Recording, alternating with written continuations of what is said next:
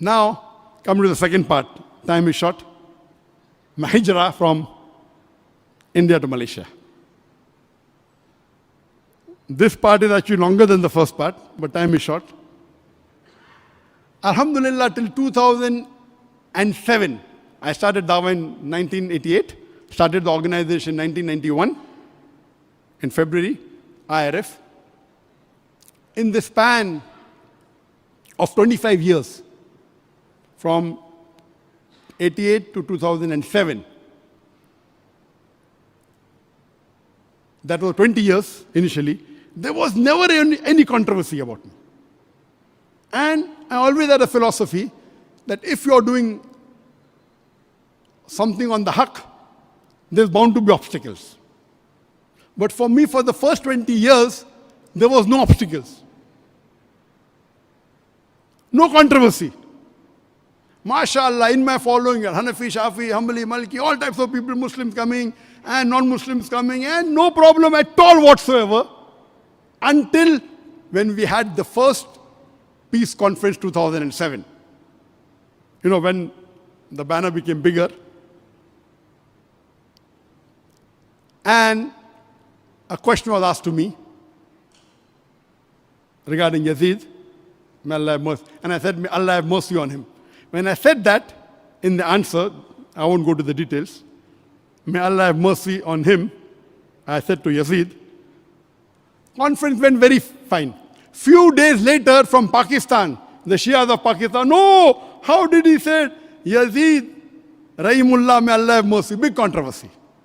Before that, Shias used to call me to give talks because I was on comparative religion. That was the first controversy. I stuck and I gave references from all the scriptures and everything. Second controversy that happened was in 2008 when we did the Peace Conference Urdu. When we called Urdu speakers from different groups, from different sects on same platform. And they tried to stop the conference. And that was a time in my life when I thought the earth is taken away from my feet. Such a big conference, it will be stopped. It was a small problem that time, but that time I thought it was a big problem. What to do? I went to my cabin, prayed to Allah subhanahu wa ta'ala. Next day, the Home Minister interferes. His son, being a Hindu, he comes and touches my feet. I said, this is not allowed. And the conference goes on, to cut the story short. Third controversy in 2010. In 2010, I had been to UK in 2009. And in UK, when I went in 2009, the head of the counterterrorism department, Charles Farr, he approached me and said, you are very popular. We want you to help us to reach those Muslims who we cannot reach. So I told him, I will help you in two conditions. Number one, you should not ask me to do anything against Quran and Sunnah. Number two, I don't want your money. He agreed. The UK government wanted my help to reach those Muslims who they could not reach because of the popularity of Peace TV.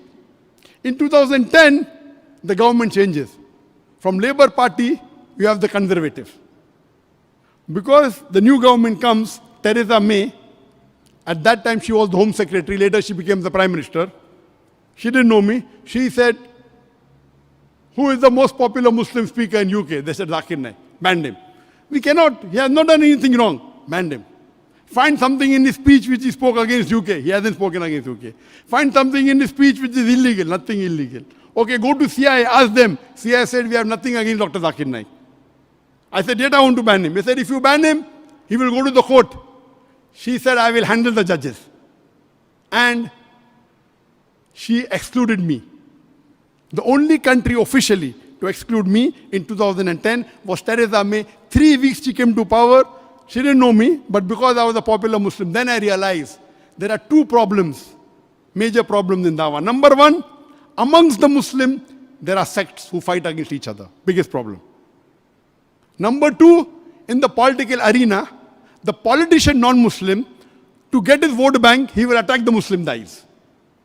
So these two are the major problems for Dawah. Allah says in the Quran in Surah Imran chapter 3 verse 103, وَاتَصِمُوا بِحَبْلِ اللَّهِ جَمِيعًا وَلَا تَفَرَّقُوا. Hold to the rope of Allah strongly and be not divided. If we Muslims are united, Inshallah, no one can interfere with us. And I had a formula to unite the Muslims, but time is short. I cannot touch on that. So I was shocked. The head of the counter-terrorism department wants my help, and now they want to ban me. So they banned me, and my lawyers say, oh, we'll fight the case, we'll win 99.9%. One of my fans, we had the best of lawyer, he tells me that we will have the best of lawyer, but we will not win, we will lose. We spent more than £1 million only in fighting the government. We lost the case, but we won the battle. Our organization was safe, and we went to Supreme Court, we went to the European Court. That was the first experience of political interference. In 2012, one of my staff, he uploaded a video without checking on my Facebook, in which it was my speech, but altered. There was laughter in between, so it gave a wrong picture. That was towards the end of 2012. And I was supposed to come for a lecture tour to Malaysia. It was Ganesh Chaturthi, just maybe a month before that.